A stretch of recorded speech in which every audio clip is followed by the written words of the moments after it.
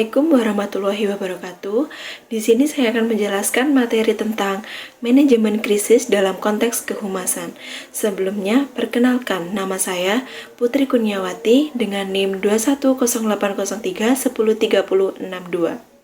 Baik, yang selanjutnya saya akan menjelaskan apa itu pengertian dari manajemen krisis.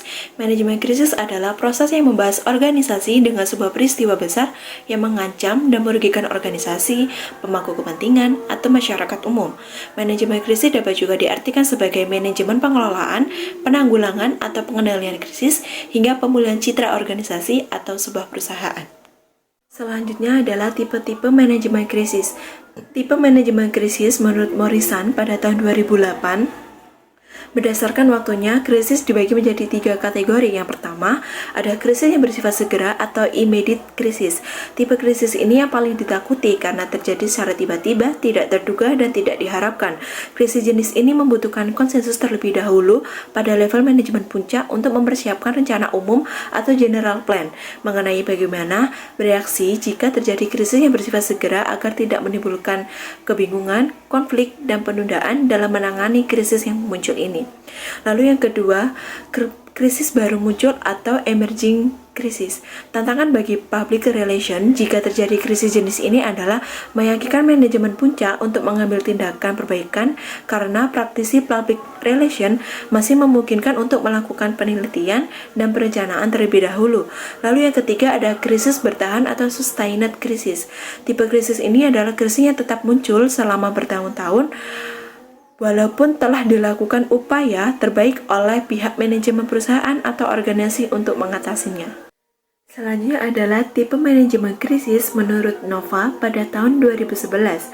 Berdasarkan kategori bisnis, krisis dibagi menjadi 3 bagian.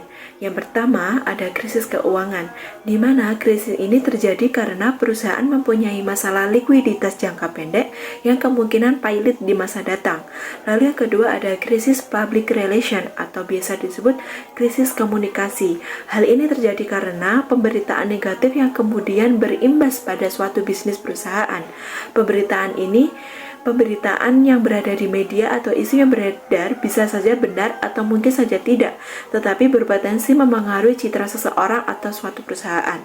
Lalu yang ketiga ada krisis strategi, di mana krisis yang terjadi pada perusahaan dalam lingkungan bisnis yang mengakibatkan kelangsungan hidup perusahaan menjadi terganggu. Perusahaan sebaiknya selalu melakukan atau memiliki rencana dalam menghadapi krisis dan menghindari keputusan yang justru akan membuat perusahaan tersebut terperosok lebih jauh dalam krisis. Selanjutnya adalah tahapan manajemen krisis menurut Stephen Fink dalam buku Casale pada tahun 1994. Tahapan krisis atau dikenal dengan anatomi krisis yang dibagi atas 4 tahap. Tahap-tahap tersebut saling berhubungan dan membentuk siklus. Lamanya masing-masing tahap tersebut tergantung pada sejumlah variabel seperti bahaya, usia perusahaan, kondisi perusahaan, keterampilan para manajer, dan komunikasi di dalam suatu perusahaan itu sendiri. Adapun tahapan atau anatomi krisis adalah sebagai berikut. Yang pertama ada tahapan krisis prodromal. Pada tahapan ini bukan pada tahap krisis sudah kronis atau meledak, melainkan krisis sudah mulai muncul.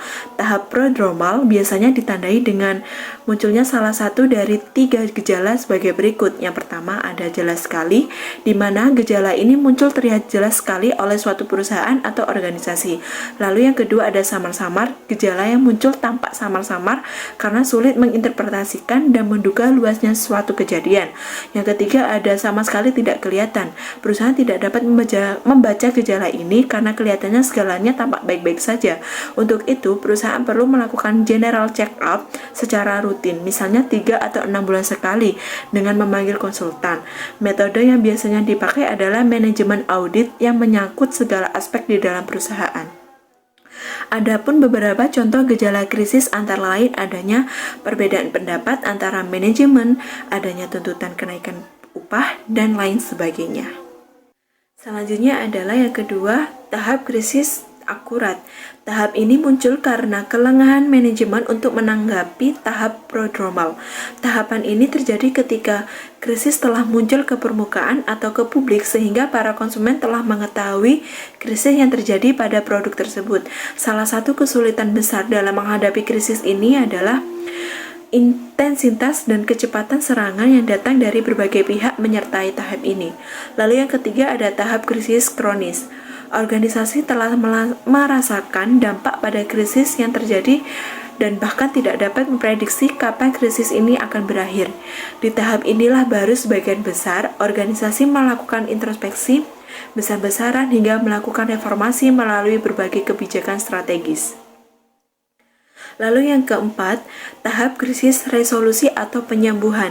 Pada tahap penyembuhan atau tahap resolusi, manajemen harus memulihkan kekuatan agar kembali seperti sedia kala, sehingga dapat melanjutkan aktivitas sebelumnya dengan normal kembali.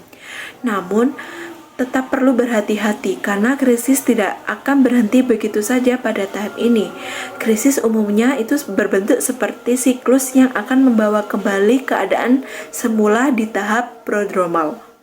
Selanjutnya adalah penyebab terjadinya krisis. Faktor penyebab terjadinya krisis karena beberapa hal. Yang ada krisis karena bencana alam, krisis karena kecelakaan industri, krisis karena produk yang kurang sempurna atau cacat. Selanjutnya ada krisis karena persepsi publik. Persepsi publik yang negatif akibat adanya krisis sangat mempengaruhi daya tahan perusahaan, sehingga apabila tidak segera diatasi dapat menyebabkan kerugian yang berlipat ganda, baik dari segi keuangan maupun moral karyawan karena citra perusahaan yang semakin memburuk. Lalu selanjutnya ada krisis karena pergantian manajemen, krisis karena hubungan kerja.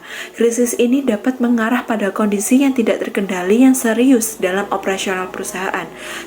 Selanjutnya adalah krisis karena kesalahan strategi bisnis. Penyebab utama kesalahan ini adalah karena kelirunya perencanaan dan implementasi strategi perusahaan. Selanjutnya adalah krisis karena keterkaitan masalah kriminal. Selanjutnya adalah langkah penanganan krisis. Menurut Iriantara, pada tahun 2004 terdapat langkah-langkah yang perlu dilakukan dalam mengelola krisis. Yang pertama ada identifikasi krisis. Praktisi public relation melakukan penelitian yang penelitian itu bisa saja bersifat informal dan kilat bila krisisnya terjadi sedemikian cepat. Katakanlah di sini praktisi public relation atau PR mendiagnosis krisis tersebut. Lalu yang kedua, analisis krisis. Analisis ini dilakukan sebagai dasar untuk menentukan pengambilan tindakan yang tepat. Yang ketiga ada isolasi krisis. Untuk mencegah krisis menyebar luas, ia harus diisolasi, dikarantinakan sebelum tindakan serius itu dilakukan. Lalu yang keempat ada pilihan strategi. Setelah melakukan analisis dan mengisolasi krisis, penting untuk menentukan strategi mana yang akan dipergunakan sebelum langkah komunikasi itu dilakukan. Selanjutnya adalah tips melakukan manajemen krisis dengan efektif.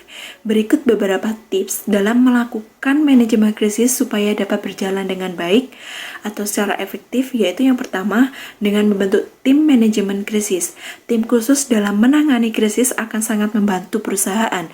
Setelahnya, untuk melakukan pelatihan penanganan krisis agar mereka mendapatkan bekal yang diperlukan. Lalu yang kedua, bersikap konsisten. Dilansir dari RH Strategis, tetap konsisten di masa krisis adalah salah satu hal yang penting dilakukan oleh perusahaan. Tak terkecuali konsisten dalam menyampaikan pesan.